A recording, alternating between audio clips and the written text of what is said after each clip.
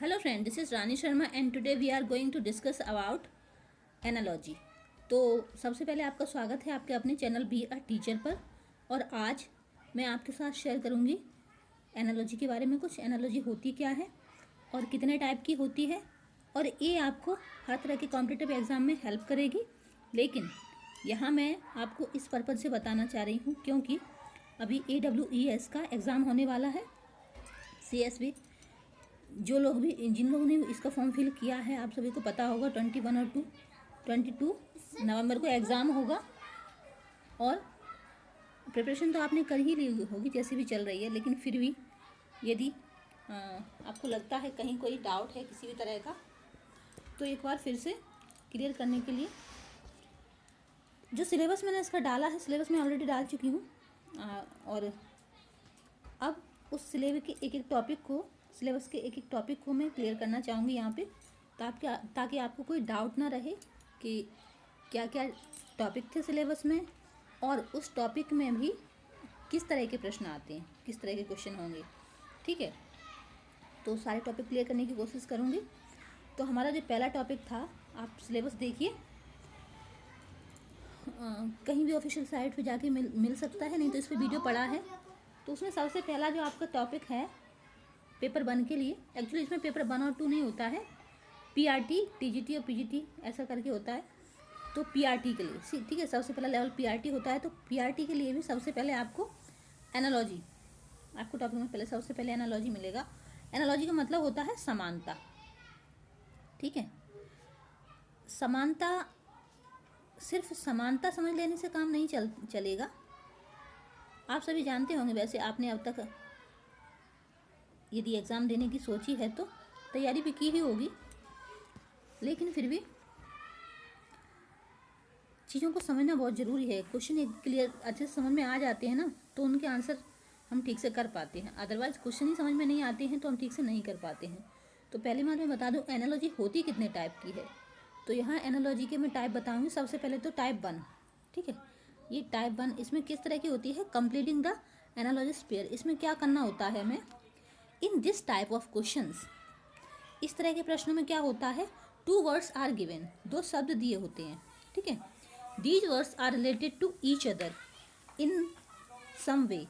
तो इसमें जो 2 वर्ड होते हैं वो कुछ इस तरीके से एक दूसरे से रिलेटेड होते हैं।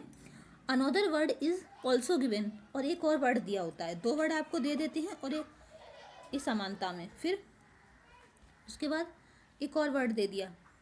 The candidates is required to find out the relationship between the first 2 words and choose the word from the given alternatives which bears the same relationship to the third word as the first 2 were। तो आपको क्या करना होता है, पहले जो 2 word दिए हैं उनमें किस तरह की समानता है, वैसी ही समानता इस वर्ड के साथ आपको 4 ऑप्शन नीचे दिए होंगे, किससे मैच कर रही है वो फाइंड करके आपको यहाँ वो वर्ड लगाना है, लिखना है। ठीक है, तो चलिए हम एग्जाम्पल देख लेते हैं, इससे आपका ज़्यादा अच्छे से क्लियर हो जाएगा। देख लीजिए, ये फर्स्ट लेटर है आपका, कि कहाँ है एग्जाम्पल, सॉरी ये कुछ उल्टा आ गया, 1 मिनट में ठीक करती हूँ। देखिए, तो एनालॉजी 1 में क्या था, आपको ये एक पेयर दिया है, ये मून है और फिर मून का समानुपाती क्या है, सैटेलाइट। इसका मतलब है मून क्या चीज़ है, मून एक सैटेलाइट है। ठीक है, और फिर आपको दे दिया अर्थ। अब ये अर्थ, जिस तरह से मून एक सैटेलाइट है उस तरह से अर्थ क्या है ये बताना है आपको। अर्थ ऑप्शन आपके सामने है, A सन है, B प्लैनेट है, C सोलर सिस्टम है, या D एस्टेरॉयड है। तो मून जिस तरह से सैटेलाइट है उसी तरह से अर्थ आपकी प्लैनेट है, आप सभी जानते हैं। ठीक है, तो इसका option B planet, option B is the correct answer. Next है आपका, मैं ज़्यादा एग्जांपल नहीं दूंगी, 2-3 ही दूंगी क्योंकि फिर सारे टाइप की एनालॉजी समझने में भी टाइम भी लगेगा। और मैं यहाँ सिर्फ आपको बताना चाहती हूँ, प्रैक्टिस के लिए आप मेरे टेलीग्राम चैनल ज्वाइन कर सकते हैं, वहाँ पे मैं PDF प्रोवाइड करा दूँगी। आप आपके पास यदि कुछ है नहीं तो, और नहीं है बुक्स तो अच्छी बात है। दूसरा है फॉरकास्ट और फ्यूचर, ये आपका दूसरा पेयर है, ठीक है। तो फॉरकास्ट जिस तरह से फ्यूचर से रिलेटेड है, उसी तरह से रिग्रेट किस चीज़ से रिलेटेड है, ठीक है। फॉरकास्ट यानी कि भविष्यवाणी कह सकते हैं, तो भविष्यवाणी हम फ्यूचर के लिए करते हैं ना। और रिग्रेट पछतावा, रिग्रेट मतलब पछतावा किस में होगा, प्रेजेंट में तो होगा नहीं। रिग्रेट किस चीज़ से रिलेटेड है, प्रेजेंट से, एटॉन से, पास्ट से या फिर सिन से। तो यदि फॉरकास्ट फ्यूचर से रिलेटेड है तो रिग्रेट आपका पास्ट से रिलेटेड होगा। क्यों, वही हमें रिलेशन उसी तरह का देखना है ना, जिस तरह का संबंध आपके पेयर 1 में है वैसा ही पेयर 2 में भी होना चाहिए। तो पछतावा तो हमें पास्ट के लिए ही होता है ना, क्योंकि प्रेजेंट में तो पछतावे से कोई मतलब ही नहीं है ना। कोई काम हम कर देते हैं तो वो गलत है सही है, उसके लिए पछतावा जो भी होगा तो पास्ट ही तो होगा, ठीक है। I hope you understand. Next है आपका क्वेश्चन नंबर थर्ड है इन्फ्लुएंजा वायरस। तो ये आपका एक पेयर हो गया। अब है टाइफाइड। तो जिस तरह से इन्फ्लुएंजा वायरस से फैलता है उसी तरह से टाइफाइड किससे फैलता है, तो यहाँ ये आपका हो जाएगा बैक्टीरिया, ठीक है। तो और आप देख पा रहे होंगे 3 मैंने बता दिए, 3 आप बताइए आप कि आपके अनुसार क्या होगा, और कमेंट बॉक्स में बताइए ताकि आपको भी पता चले, आपकी प्रैक्टिस हो कि आपको समझ आई कि नहीं आई टाइप ए एनालॉजी, ठीक है। अब मैं टाइप 2 एनालॉजी की तरफ चलती हूँ, ठीक है। इसमें क्या है, टाइप 2 में भी ये आप देख पा रहे होंगे, टाइप 2 में ये भी सिंपल एनालॉजी ही है टाइप 2। इसकी एक्सरसाइज किस तरह की है, पहले मैं आपको ये बता दूं इसका इंस्ट्रक्शन मतलब क्या है।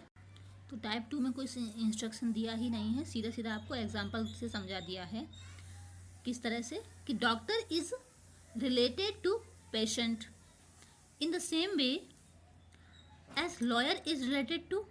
तो जिस तरह से डॉक्टर पेशेंट से रिलेटेड है उसी तरह से लॉयर किससे रिलेटेड होगा, तो ये होगा आपका कस्टमर से, अक्यूज्ड से, मजिस्ट्रेट से या फिर क्लाइंट से। तो यहाँ आपका करेक्ट ऑप्शन डी हो जाएगा, क्योंकि डॉक्टर का संबंध जिस तरह से पेशेंट से होता है उसी तरह लॉयर का संबंध क्लाइंट से होता है, ठीक है। फिर है आपका second, museum is related to curator in the same way as prison is related to. तो म्यूजियम का जो अध्यक्ष होता है उसको करेटर कहा जाता है। आपको कुछ CSB का एग्ज़ाम AWES इंग्लिश में आता है आपका, यदि आपने हिंदी और संस्कृत से फिल किया है TGT के लिए, तब तो आपको ये PRT वाला सेक्शन यानी फर्स्ट सेक्शन भी हिंदी में बाइलिंगुअल मिल सकता है, मिलता ही है बाइलिंगुअल, अदरवाइज इंग्लिश में ही आएगा। आप किसी अन्य सब्जेक्ट से आपने इसका फॉर्म फिल किया है तो इसलिए आपको इंग्लिश आनी चाहिए और अच्छे से आनी चाहिए, ठीक है। तो यहाँ सेकंड में क्या था कि museum is related to curator in the same way as a prison is related to. तो प्रिजन मतलब कैदी, तो ये किस रिलेटेड होगा, तो यहाँ आपका सी ऑप्शन करेक्ट हो जाएगा, जेलर से। क्यों, क्योंकि जेल में कोई मैनेजर नहीं होता है, ना कोई मॉनिटर होता है, ना वार्डन होता है। तो यहाँ तो हमें सीधा सीधा समझ आ रहा है कि जेलर ही होगा, ठीक है। नेक्स्ट है थर्ड कि soap is related to wash in the same way as broom is related to.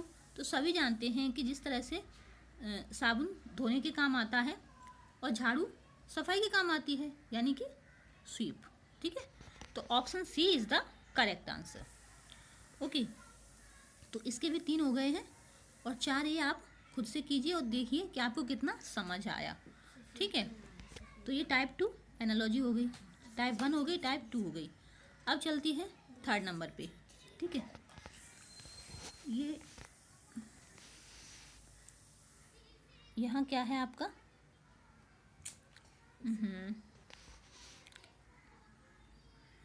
कुछ गड़बड़ हो रही है। तो ये है आपका थर्ड टाइप का एनालॉजी, ठीक है, टाइप थर्ड। इसमें क्या है, चूजिंग द एनालॉजस पेयर। इसमें किस तरह से चूज़ करना है in this type of questions, इस तरह के क्वेश्चन में क्या है, a pair of word is given, वही यहाँ पे भी पेयर दिया जाएगा, followed by 4 pairs of words as alternatives. The candidate is required to choose the pair in which the words bear the same relationship to each other as the words of the given pair. Where तो यहाँ क्या होगा, यहाँ भी भाई अब से पहले क्या था, पेयर अभी भी थे, आपने 1 और 2 में देख लिया किस तरह का था, और इसमें भी देख लिया. अब आपको ये फर्स्ट एग्जांपल है कि चौक और ब्लैक बोर्ड, इन दोनों के बीच में क्या संबंध दिख रहा है आपको. तो चौक से ब्लैक बोर्ड पे लिखा जाता है, ठीक है, सभी जानते हैं. और अब आपको ऑप्शन में दे दिए 4 और ऑप्शन दे दिए कि टाइप और पेंट, टैप और पेंट, और टेबल और चेयर, संबंध तो इनमें भी है. Ink and paper, door and handle, संबंध तो इनमें भी है. लेकिन जिस तरह का संबंध चौक और ब्लैक बोर्ड का है ना, उसी तरह का संबंध हमें चाहिए. तो वो आपको ऑप्शन सी में दिख रहा होगा कि चौक से ब्लैक बोर्ड पे लिखा जाता है और इंक से पेपर पे लिखा जाता है. तो यहाँ आपका करेक्ट ऑप्शन सी हो जाएगा. यहाँ एग्जाम्पल सॉल्यूशन भी दिया हुआ है. Just as chalk is use to write on a black board, so also ink is use to write on a paper, hence the answer is C. ठीक है, second option आपको दिख रहा है, तो यहाँ सेकेंड देख लीजिए. इंटरप्ट स्पीक, तो यहाँ आपके सामने 4 ऑप्शन हैं. शाउट, यल, और बी है इंट्रूड, एंटर, सी है कंसीड, डिफेंड, और डी है इंटरफेयर, असिस्ट. तो यहाँ आपका एग्जाम्पल एक्सप्लेन किया हुआ है. Interrupt means not to let someone speak. Okay, so it is the opposite of speak. Similarly, assist in the opposite of interfere. Hence their answer is D. ठीक है, तो यहाँ आपका जिस तरह का संबंध आपका इंटरप्ट और स्पीक का है, उसी तरह का संबंध इंटरफेयर और असिस्ट का है. तो option D is the correct answer. Next 2 आप करके देखिए, एग्जाम्पल दिए हुए हैं वैसे. फिर in each of the following questions 2 words indicated by, ये रोमन नंबर का 1 दिख रहा है आपको, and 2 have been left out.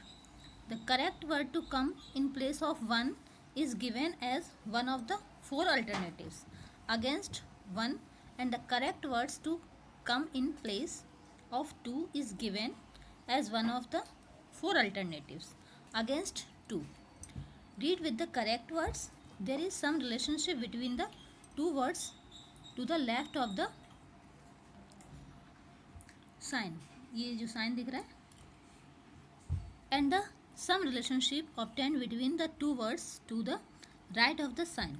The correct combination is given as one of the 4 alternatives A, B, C and D. तो इसमें क्या होगा, आप जैसे ये ऑप्शन आपको ए दिख रहा है, नंबर 1 ये वाला, और ये 2, ठीक है, ये दिया गया है. तो यहाँ आपको इसके लिए आपको 4 ऑप्शन दिए गए हैं, ए, बी, सी, डी. ठीक है, इस जगह क्या वर्ड आएगा, इनका क्या संबंध है वो आपको देखना है. फिर दूसरा वर्ड है एक्टिव, उसके लिए सेकंड ऑप्शन है. इसके लिए भी आपको 4 ऑप्शन दिए गए हैं. आंसर इनमें से देखना है कि यहाँ क्या आएगा. फिर यहाँ आपको ये आंसर फाइंड करना है, इसका और इसका मिला के क्या आएगा. ठीक है, तो यहाँ क्या है, जैसे नंबर 1 में क्या है, ये फर्स्ट डिजिट है, इसकी जगह हमें जैसे यहाँ आइनट तो दे रखा है. ठीक है, आइनट के साथ किस चीज़ की समानता होगी, यहाँ ये जो ऑप्शन दिए है ना, ए, बी, सी, डी. ठीक है, इनमें से उस तरह सेम उसी तरह का संबंध एक्टिव के साथ हमें दूसरा वर्ड देखना है, उसकी होगी ये PQRS इनमें से. ठीक है, तो अनर्ट का मतलब होता है अक्रिय, और अक्रिय, तो अनर्ट का मतलब भी होता है अक्रिय और एक्टिव का मतलब होता है सक्रिय। तो इन दोनों के बीच में ये जो मार्क चिन्ह आपको देख पा रहे होंगे प्रपोर्शन का है और ये रेशियो का है, ठीक है। तो यहाँ इस तरह से आपको देखना है, पहले तो अनर्ट के साथ किसका आपको मैच कर रहा होगा, जैसे स्टैटिक्स है तो ये तो आपको पता है मैथ में होता है, और हीलियम गैस है एयर, तो इनका संबंध तो दिख नहीं रहा है। अनर्ट भी अक्रिय होता है और स्टैटिक भी, यानी कि इसका ऑप्शन ए करेक्ट हो जाएगा, है ना। फिर आपका एक्टिव के साथ जिस तरह से ये सिनोनिम्स दिख रहा है ना हमें, अनर्ट का सिनोनिम्स स्टैटिक दिख रहा है, वैसे ही एक्टिव का सिनोनिम्स भी हम इसमें देख लेते हैं क्या हो सकता है, क्योंकि दोनों में हमें रिलेशन देखना है सेम टाइप का। जिम्नास्ट, डायनेमिक, पार्टिसिपेशन और स्मार्ट। तो एक्टिव यानी कि सक्रिय और डायनेमिक यानी कि सक्रिय गतिशील। तो यहाँ इसके साथ आपका ऑप्शन क्यू मैच कर रहा है। तो ए और क्यू हमें यहाँ किस में से दिख रहे हैं, तो ए और क्यू हमें ऑप्शन ए में दिख रहा है, ठीक है, ए और क्यू। तो इसका ऑप्शन ए करेक्ट आंसर हो जाएगा, ठीक है। इस तरह से हमने इनका रिलेशन देख लिया। फिर आपका ऑप्शन बी है, इसमें भी इसके साथ क्या देखना है, मेल्ट के साथ क्या मैच करेगा, फिर ब्राइट के साथ क्या मैच करेगा। सेम वही संबंध होना चाहिए दोनों के साथ, जो वन का मेल्ट के साथ है तो ब्राइट का किसके साथ होगा। तो यहाँ इसमें मेल्ट लिक्विड, आइस, हीट या फ्रीज क्या होना चाहिए। तो कोई चीज़ मेल्ट कब होती है, कौन सा संबंध आपको ज़्यादा सुटेबल लग रहा है जो ब्राइट के साथ भी हो, ठीक है। तो फ्रीज और मेल्ट, फिर है ब्राइट, डल। तो यहाँ हमें इसके साथ में ना इसका अपोजिट लग रहा है, क्यों, क्योंकि कोई चीज़ फ्रीज मेल्ट का अपोजिट है और ब्राइट का अपोजिट डल है, ऑप्शन पी। तो पी और डी या डी पी, तो डी पी यहाँ ए बी सी डी में से ऑप्शन डी में है, तो यहाँ इसका ऑप्शन करेक्ट हो जाएगा डी। इसी तरह से और एग्जाम्पल हैं, उनका आप देखिए और बताइए कि क्या एग्जाम्पल सही रहेगा, और कमेंट बॉक्स में मुझे बताइए ताकि मैं देखूं कि आपने जो किया है वो सही है या गलत है, ठीक है। चलिए नेक्स्ट है हमारा type 5, choosing a similar word. तो यहाँ टाइप 5 एनालॉजी है, इसमें हमको क्या करना है, सिमिलर वर्ड फाइंड करना है। In this type of questions a group of 3 words is given followed by 4 other words as alternatives. तो यहाँ क्या है, आपको 3 वर्ड दे दिए सेम, ठीक है, और उन्हीं का अल्टरनेटिव 4th हमें फाइंड करना है, यहाँ जो ऑप्शन दिए हैं उनमें से। अब हमें इन तीनों के साथ क्या संबंध है ऐसा वो देखना है। The candidate is required to choose the alternative which is similar to the given 3 words. तो वही बात है ये। तो यहाँ जैसे क्या है आपका एग्जाम्पल, सितार है, गिटार है और तानपुरा है। तो सितार, गिटार और तानपुरा में ऐसा क्या होता है जो आपको इन 4 ऑप्शन में से देखना है कि और किस में हो सकता है। तो यहाँ लिखा है सॉल्यूशन वैसे तो कि sitar, guitar and tanpura are all string instrument, violin is also a string instrument. तो यहाँ आपका ऑप्शन बी, यानी कि ये सब तीनों जो हैं उनमें भी स्ट्रिंग होती है और वायलिन में भी स्ट्रिंग होती है, ठीक है। ये सिमिलरिटी हमको दिख गई। बाकी हारमोनियम, मृदंग और ट्रम्पेट में ऐसा कुछ नहीं होता है। तो यही एक सिमिलरिटी हमको दिख रही है यहाँ, इसलिए हमारा option B is the correct answer. Next फिर क्या है आपका, नेक्स्ट है कि काफ, किड एंड पप। तो ये सब क्या दिख रहे हैं हमको, ये हमको दिख रहे हैं यंग वंस दिख रहे हैं ना किसी के, काफ, किड और पप। तो यहाँ कोई यंग वंस आपको इसमें ऑप्शन में दिख रहा है, इन्फेंट, यंग, लार्वा या एनिमल। तो एनिमल तो हो ही नहीं सकता, ये तो ऐसे ही कट गया, ठीक है। और दूसरा यंग, यंग भी किसी के नाम नहीं होता है, ठीक है। और फिर है इन्फेंट और लार्वा। तो यहाँ इसका जो करेक्ट आंसर है वो लार्वा दे रखा है, ठीक है, इन्फेंट नहीं दे रखा है। क्यों, क्योंकि ये सारे जो ऑप्शन आपको दिख रहे हैं काफ, किड एंड पप, ये सब एनिमल्स के यंग वंस होते हैं, ठीक है। काऊ का काफ, लॉयन का किड और डॉग का पप, ठीक है। तो ये लार्वा है आपका, ये भी एनिमल इंसेक्ट में ही आता है, उसी के ग्रुप में आता है, इसलिए इसको हम करेक्ट आंसर यहाँ आपका ऑप्शन सी हो जाएगा। फिर यहाँ ये दो आपके लिए होमवर्क में कि ओम, वॉट और वोल्ट, ये सब क्या है, किसी की इकाई लग रही ना हमें, तो इनसे मिलता जुलता और क्या हो सकता है, ठीक है। देखिए और बताइए कमेंट बॉक्स में। आपने पढ़ा होगा, एक टीचर बनना इतना आसान नहीं है, लगता होगा आपको कि क्या क्या वो करना पड़ता है, इसलिए हमें सब आना चाहिए। ऑल सब्जेक्ट, न सिर्फ सब्जेक्ट बल्कि हर क्षेत्र में कहीं से भी कुछ भी पूछे हमें सब पता होना चाहिए। नॉलेज, इसमें नॉलेज ही है, ये सारी चीज़ें एनालॉजी की हमने पहचान कर ली कि एनालॉजी में होता क्या है, किस तरह का होता है, लेकिन उसके बाद फिर क्या चीज़ है, फिर तो नॉलेज पे बेस्ड है ना। यदि हमें ज्ञान है किसी चीज़ का, हमें पता है ये चीज़ ऐसे होती है, तो हम कर पाएंगे, ठीक है। फिर आपके बाद 5 की बात आती है आपकी 6, टाइप 6, 8 नहीं 6, ये है 6। तो ये 6 टाइप की एनालॉजी है। इसमें क्या है आपका कि in this type of questions the candidate is required to trace out the hidden analogy और common characteristics among the given words और to choose the words which possess the same characteristics as the given words. तो यहाँ example दिया है कि judo, karate और taekwondo, judo karate और taekwondo.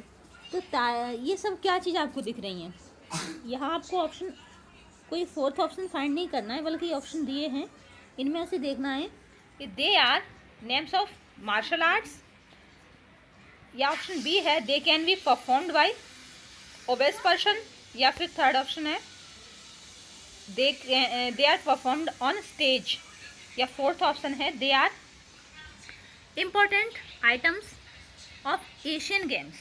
तो यहाँ आप सभी जानते हैं जूडो कराटे से और ताइक्वांडो उसी से मिलता जुलता होगा, यदि नहीं है तो आप सर्च कीजिए, आजकल तो तुरंत हर चीज़ नेट पे मिल जाती है। तो ये सब क्या है, ये सब एक्चुअली आपका ऑप्शन ए करेक्ट आंसर है यहाँ, क्यों, क्योंकि ये सब मार्शल आर्ट है, ठीक है। तो यहाँ इसमें तो सॉल्यूशन भी दे रखा है कि clearly judo, karate and taekwondo are martial arts and alternatives A is the most suitable description for all the 3, ठीक है। तो यहाँ आपका option A is the correct answer हो जाएगा, क्यों, क्योंकि ये सब मार्शल आर्ट के टाइप हैं, मार्शल आर्ट हैं, ठीक है। अब यहाँ आपके सामने एक्सरसाइज दी है, तो यहाँ आपको देखना है कि सैंडस्टोन, लाइमस्टोन एंड कोल, ये सब क्या है। तो सैंडस्टोन, लाइमस्टोन और कोल, ऑप्शन ए है they are formed by metamorphic rocks, या फिर ऑप्शन बी है दे आर केमिकल मिनरल्स, या फिर ऑप्शन सी है they are found in river beds, या फिर फोर्थ ऑप्शन डी है they are found in sedimentary rocks. तो रॉक्स के बारे में पढ़ा होगा, नहीं पढ़ा है तो ज्योग्राफी पढ़ी होगी वैसे तो, और नहीं है तो मैं आपको करेक्ट ऑप्शन बताती हूँ, option D, they are formed in sedimentary rocks. तो ये सेडिमेंट्री रॉक्स से बनते हैं, ठीक है।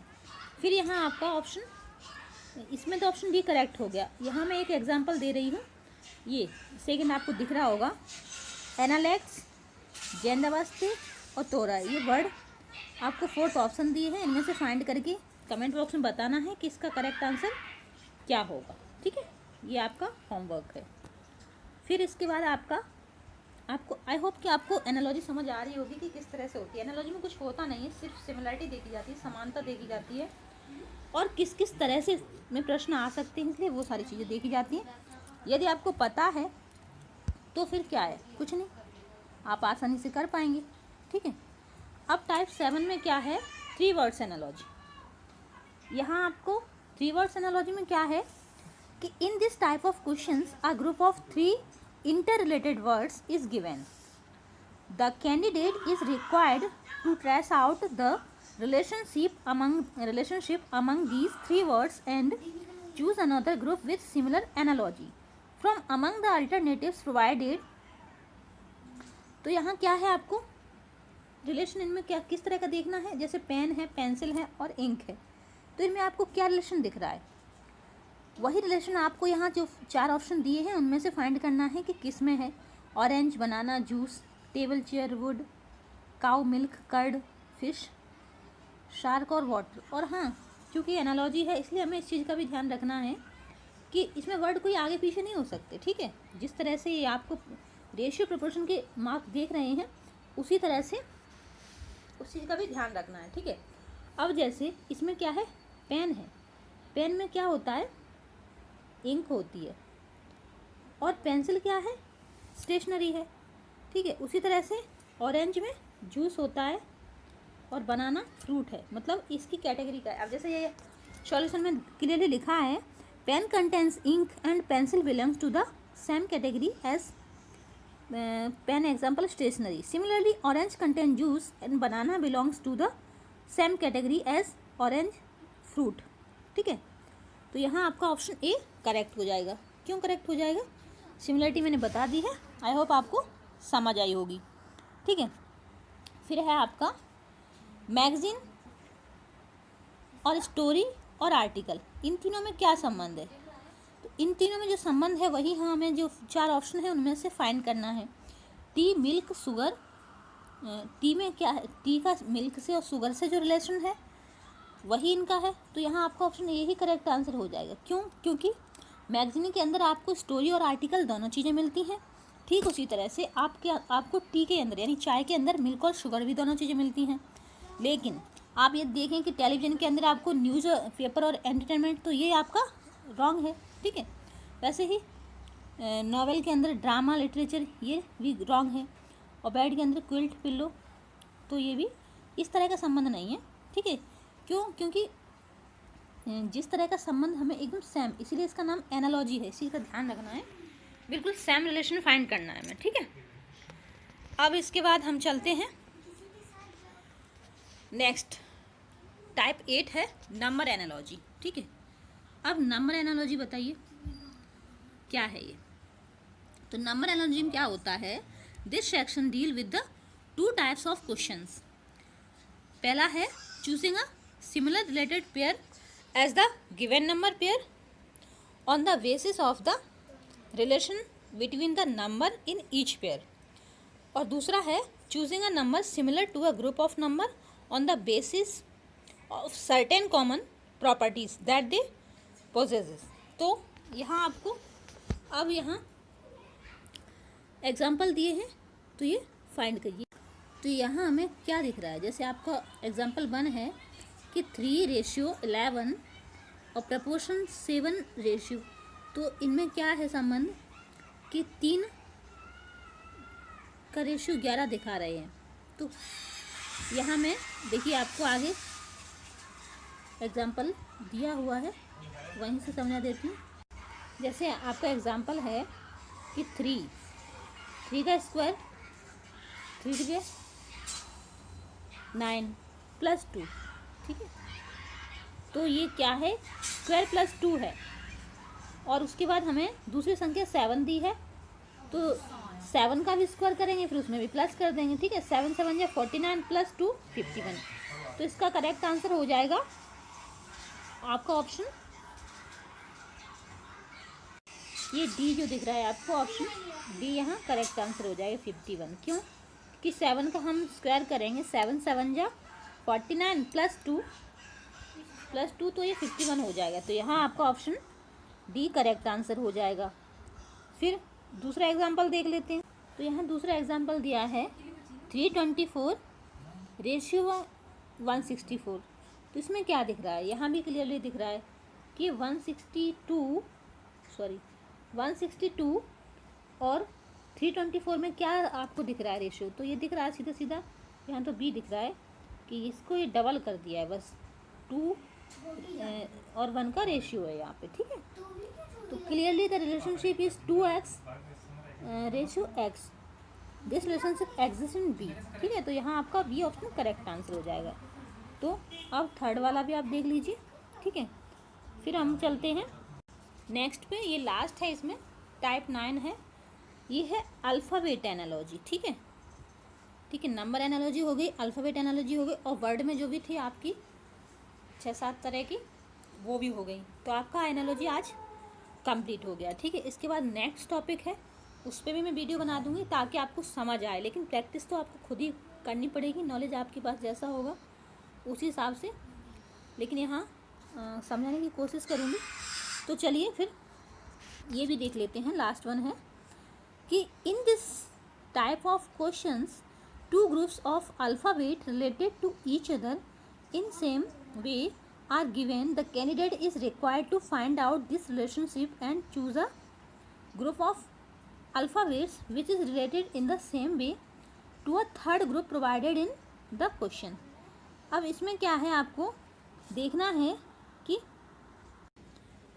तो यहाँ क्या है कि ये कह रहे हैं कि यहाँ एक ग्रुप दिया है, उसका जो दूसरे से संबंध है वही हमें तीसरे का चौथे से फाइंड करना है। ठीक है, तो ABCD और OPQR, इसमें आपको क्या सिमिलरिटी दिख रही है, क्या समानता दिख रही है, वही WXYZ की हमें ये जो ऑप्शन दिए हैं ABCD, इनमें से फाइंड करनी है। ठीक है, तो एक्चुअली अल्फ़ाबेट एनालॉजी भी कई तरह की होती है, यहाँ मैं ये एक टाइप बता रही हूँ, ये भी कई टाइप की होती है। ठीक है, तो आप कमेंट बॉक्स में कमेंट करेंगे कि आपको सभी टाइप जानने हैं तो मैं बता दूँगी, नहीं तो इतना मैंने एनालॉजी के टाइप सारे बता दिए, आई थिंक इतना ही पर्याप्त होगा, और कोई जानना चाहे तो मैं डिटेल में भी बता दूंगी। तो यहाँ क्या है, यही समझ लीजिए, थोड़ा सा जितना हो सकेगा समझाने की कोशिश करूँगी।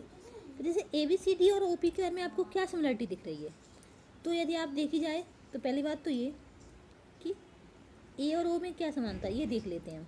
ठीक है, तो A और O जो है, इसमें A और O यदि हम इसके लिए अल्फ़ाबेट एनालॉजी के लिए हमें क्या है, पहली बात तो ABCD को ना नंबर वाइज लर्न करना होगा। ठीक है, ABCD, और जैसे आपको ये याद कर लोगे ना, आपके A 1 पे आता है, B 2 पे आता है, C 3 पे आता है, D 4 पे आता है, तो आपको ये सारे लेटर्स यदि याद होंगे ना तो आप ये बहुत आसानी से और जल्दी कर पाओगे। ठीक है, अब जैसे A नंबर 1 पे आता है और O नंबर 15 पे आता है। ठीक है, तो A से O तक चलने में हमें 14 स्टेप आगे जाना होता है। ठीक है, तो अब हमें ये पता चल गया, तो यहाँ से हम अंदाज़ लगा सकते हैं कि B है और O के बाद P है, C है, Q है, R है। तो एक का हमने अंदाज़ा लगा लिया, एक का हमने काउंट कर लिया, दूसरे का भी अंदाज़ हो गया। अब इसी तरह से हमें इसमें भी इसका सिमिलर वर्ड देखना है कि यहाँ क्या आएगा, कि W के बाद हम जब 14 स्टेप चलेंगे तो क्या वर्ड आएगा। तो आपने यदि अल्फ़ाबेट को नंबर वाइज काउंट कर लिया है, लर्न कर लिया है, तो आप पता लगा पाएंगे कि W से यदि हम 14 स्टेप चलते हैं आगे तो क्या होता है, हमें K मिलता है। ठीक है, बाकी WXYZ हैं तो K11, तो यहाँ इसका ऑप्शन B ही करेक्ट हो जाएगा। क्यों, क्योंकि यहाँ लिख रहे हैं कि clearly each letter of the first group is moved 14 steps forward to obtain the corresponding letter of the second group. A similar relationship will exist between the third and fourth groups। ठीक है, और अब दूसरी तरह से तो आप इसकी प्रैक्टिस करेंगे ना, मैं टेलीग्राम पे डाल दूँगी इसका PDF, आप ज्वाइन कर लीजिए, लिंक इसके डिस्क्रिप्शन बॉक्स में दे दूँगी टेलीग्राम की, और या फिर बी ए टीचर करके फाइंड करेंगे तब भी आपको मिल जाएगा। ठीक है, तो अब दूसरा भी एग्जांपल है कि QIOK और MMKO, इसके बीच में ऐसा क्या रिलेशन है, जो क्या रेशियो है इन दोनों का, जो इसके साथ में मिले दूसरा वर्ड। तो यहाँ भी ये एग्जांपल दिया है एक्सरसाइज के लिए, मैं PDF डाल दूँगी कि the first and third letter of the first group are each moved 4 step. ठीक है, तो Q के बाद आप 4 स्टेप चलेंगे, MNOPQ। अगर इस तरह से देखा जाए, यहाँ क्या है, बैकवर्ड चल रहा है, तो इसमें अल्फ़ाबेट एनालॉजी में यही होता है, चाहे फॉरवर्ड चलें चाहे बैकवर्ड चलें, चाहे कितने भी लेटर आगे पीछे चल सकते हैं। ठीक है, तो वो चीज़ हमें देखनी है। तो इस तरह से इसमें क्या है, यहाँ इसका डी आंसर करेक्ट बता रहे हैं, ठीक है। तो अब एनालॉजी हमारा ख़त्म हो गया है। नेक्स्ट इसके बाद आपका टॉपिक है AWES का, यदि आपने सिलेबस देखा होगा तो क्लासिफिकेशन, ठीक है। तो मैं कोशिश करूँगी नेक्स्ट वीडियो क्लासिफिकेशन पर लेके आने की। और आपको वीडियो कैसा लगा, पसंद आया हो तो शेयर कीजिए अपने फ्रेंड के साथ, और आप चैनल पर नए हैं तो चैनल को सब्सक्राइब कर लीजिए, और कमेंट बॉक्स में कमेंट करके बताइए कि आपके लिए ये वीडियो कितना यूज़फुल रहा, ठीक है। तो बाकी मिलते हैं नेक्स्ट वीडियो में, तब तक वीडियो देखने के लिए धन्यवाद।